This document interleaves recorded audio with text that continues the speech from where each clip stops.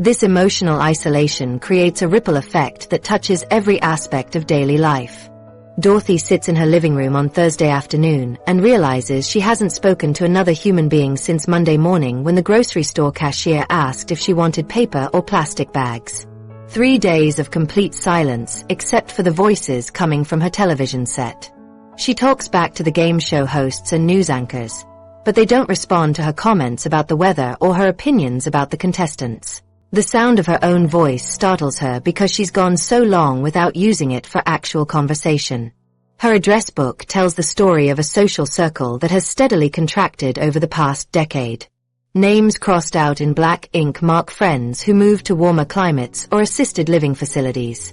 Others are crossed out in red ink, marking those who passed away. Some entries have question marks beside them because Dorothy lost touch and doesn't know if they're still alive or where they might be living now.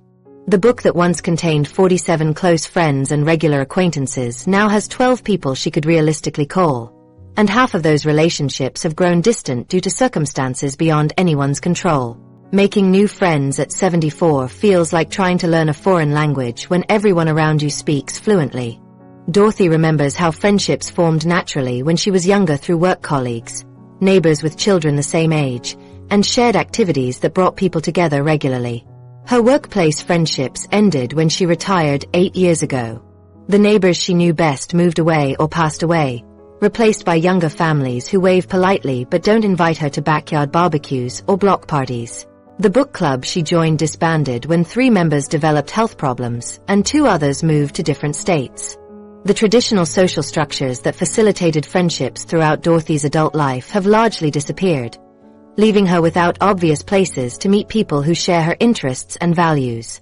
Churches have smaller congregations with fewer social activities. Community centers offer programs, but many require physical abilities Dorothy no longer possesses or transportation she can't manage. The casual interactions that once led to deeper friendships, like chatting with other parents at school events or bonding with coworkers during lunch breaks, simply don't exist in her current life structure. Dorothy's experience reflects a broader crisis affecting millions of seniors who face the frequent loss of peers and friends. This isn't about personality differences or social preferences, but about systematic changes in how communities function and how relationships are formed and maintained as people age. The pandemic accelerated Dorothy's social isolation by breaking routines and connections that took decades to build. Her weekly coffee meetings with 3 longtime friends stopped during lockdowns and never resumed because one friend developed anxiety about public spaces, another became a caregiver for her husband, and the third moved closer to her children. Dorothy's days stretch endlessly without the anchor points that social connections provide. She wakes up with no one to call about her plans for the day. She reads interesting articles in the newspaper but has no one to discuss them with. She watches movies that remind her of experiences she'd like to share, but her phone doesn't ring and she hesitates to call others, worried she might be interrupting their busier lives. Meals become solitary experiences where she eats while watching television, using the background noise to create an illusion of companionship. The silence becomes so complete that Dorothy sometimes turns on the radio in multiple rooms just to hear human voices throughout her house.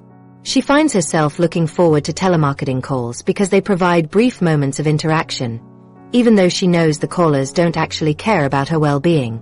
Physical limitations create additional barriers to maintaining existing friendships and forming new ones.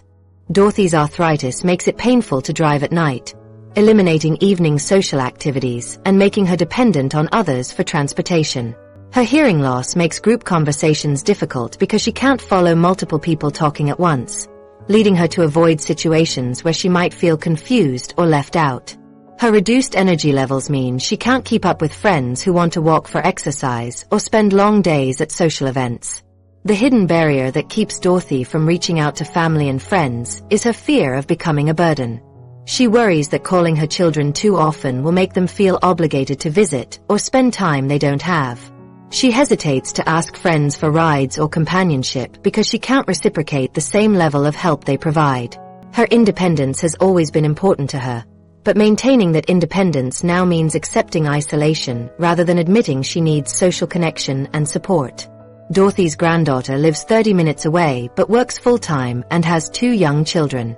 Dorothy wants to be part of their lives but doesn't want to impose on their busy schedule.